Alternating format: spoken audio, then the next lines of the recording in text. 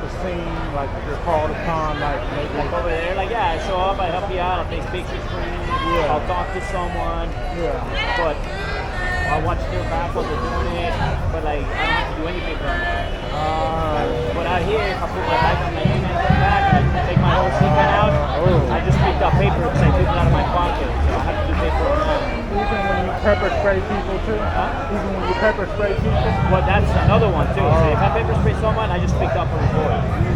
So it's you're supposed to come in. So we don't just like spray and hey, that was it.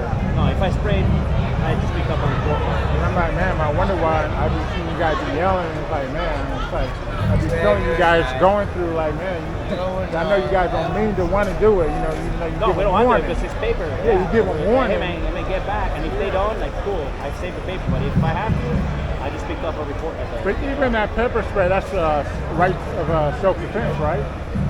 Well, it is, but it's like the lowest level of like the people aren't getting back. Yeah. And I don't pepper spray them. The only other thing I could do is either hit them with my bike or push them or hit them with a baton. So pepper spray is way lower. You're supposed to be like, here's some pepper spray. That's it. Okay. So it's a lower level of force. And then what about like tasing? And what if you have to shoot somebody down? So if we do a shooting, we don't do any paper. Because the homicide team comes out and they do everything. They bring out a team and do the whole thing. But like for Patriots, they do the same thing. If I taste, there's all the procedures. I gotta take pictures of where they hit. I gotta collect this as evidence. I gotta take pictures of them as evidence. I gotta impound the other stuff as evidence. There's a whole lot of procedural stuff. I see. So we like, we're not willy-nilly with it because the moment we do that, it's paper. Sometimes you're kind of like, dude, like maybe if they give you one more warning, hopefully they back away because I get to not have to write paper on it. Right. But if I gotta do it, then I gotta do it. I gotta write paper on it. Every time there's like a push, it's like a 45-minute assignment that I have to do tomorrow when you come in. It's just like, here we go, 45 minutes of work right there. And then make it back. I'll write it. Or then I get it back and you spray. I gotta write that. But then what about like the reports when you had like in a shootout, like gunfire, and you have to do like the buses, the drug bust, and you know, those type of scenes? Do you have to make reports on that too? Only if there's a use of force. But if I am involved in a shooting with a gun, then I don't write anything. The homicide team writes everything. Okay, like even you and some other officers, not just you by yourself, but just if you have like 8 officers. Whoever didn't shoot has to write their own. But if you shot your gun, you don't write anything. The homicide team does everything. They take your statement, they record it, they do everything. Okay. Yeah, but if I was with a partner and I shoot, but he didn't, he has to write his own statement. It's just how it is. So you two gotta like kind of like work together, or you guys work together like separately, like you said, you do your own report, right? He does his own. I do mine. Okay. Yeah, I don't cover any officers. So like if I pepper spray and I see somebody struggling with the handcuffs, like I don't write what he was doing. I wrote what I'm doing. He writes what he's doing. So it's each individual. Yeah, I write my own. He writes his own. I see. I'm thinking that, you know, it's such a team like effort, you know. I'm thinking, No. It would take us forever. If we have to sit down and coordinate all the reports, I just write what I did, you write what you did, you write what you did, and then if there's any investigation, they can read all of them and they can put it together. Okay. Yeah, no, it would take forever. We have to work. That'd be terrible. Now I see why. Now it makes sense. Yeah, it'd be terrible. And that goes for like every police agency that has to. Yeah, you write your own. Yeah, you don't write other people's. The only time somebody writes yours is if you were in a shooting with a gun. Interesting.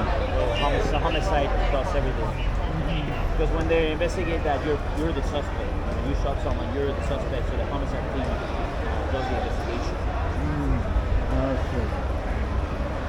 So even if you catch a suspect and if he goes to jail, he gets injured or he gets killed. One of those three, right? If he gets killed, the homicide team does. Okay. The other stuff we do. I see. Interesting. how police work really works. It's very intricate. There's a lot of procedure stuff involved. There's a lot of case law involved and who does what, why. So do they teach you that through the academy too? Like, You learn some of it in the academy. A lot of it you learn in face training. But most of it you learn on the job. You get out of face training and your squad is one that's teaching you as you mature. It takes about 5 years for you to like really know what you're doing. oh, I see. And it doesn't get to like 10 years when you're like solid. You're Like a I got veteran, this, right? I got Yeah. this, yeah. Oh, so they expect to see you have confidence. Yeah, but those first 5 years, every call is like a learning experience. I see. There's a lot of intricacies, a lot of everything. And then what about like comprehension? Like, you got to comprehend like a lot of those codes and numbers and. Yeah, but it's kind of like a matchmaking, Like this person did this, what code does it fit? And then this is the code that fits, and then that's what it gets charged with. Okay. So sometimes like you arrest someone and you spend some time looking at the code book and looking at what is the section that fits this the best. So there's little subsections like the assault with a deadly weapon. The first section is just for like a knife or a blunt object. The second section is for a gun. The fourth section is for great bodily injury with like, so like if you kick somebody in the head, that is still an assault with a deadly weapon, even though you just kick someone.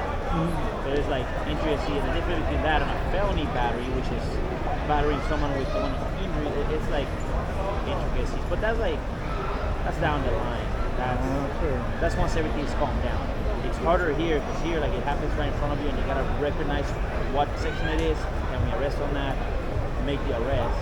Otherwise, like in patrol, it's a lot easier where you show up to the call, you tell me what happened, and then you can kind of come back with your partner, like, hey man, this is what happened. I think this is what it should be, this is what it should be. You kind of discuss it.